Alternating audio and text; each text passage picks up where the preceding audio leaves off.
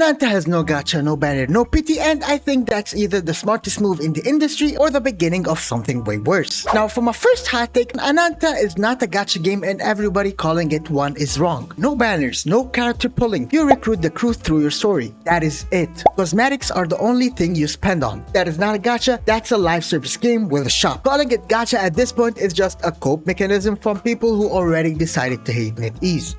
Now, does that mean the monetization is clean? I'm not saying that, I'm just calling it what it actually is. My second hot take would be Ananta's biggest competition isn't Wuthering Waves or NTE, even Genshin. It is the people's attention spans. Bro, the game has been in development since 2023. It was called Project Mugen, then Ananta, then coming in 2026. Now maybe Q3, maybe China Joy, maybe your grandkids will be playing the beta. But the time the thing actually launches, players who pre-registrate are going to open it like, oh, right, I forgot this existed, and immediately go back to their current main game. Hype has an expiration date. 14 million pre-regis mean nothing if the games drop 18 months after people stop caring. The real boss fight isn't other gacha games, it's the forgetting. Now for my last Ananta videos, I did say that Ananta is dead, but people did not understand where I was coming from. Ananta skipping the Summer Game Fest is a red flag, not a PR strategy. No showcase, no confirmed release date. China Joy 2026 is now the next window people are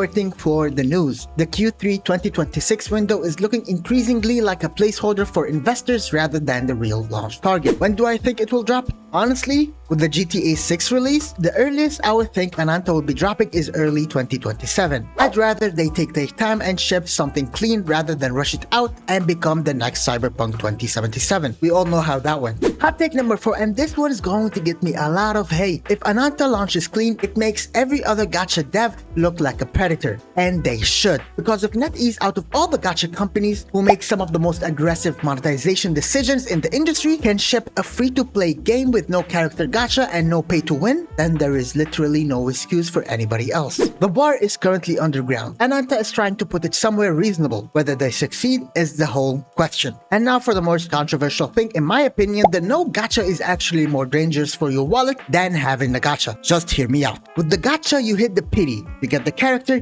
you're done. There's a finish line, you know exactly how broke you're going to be.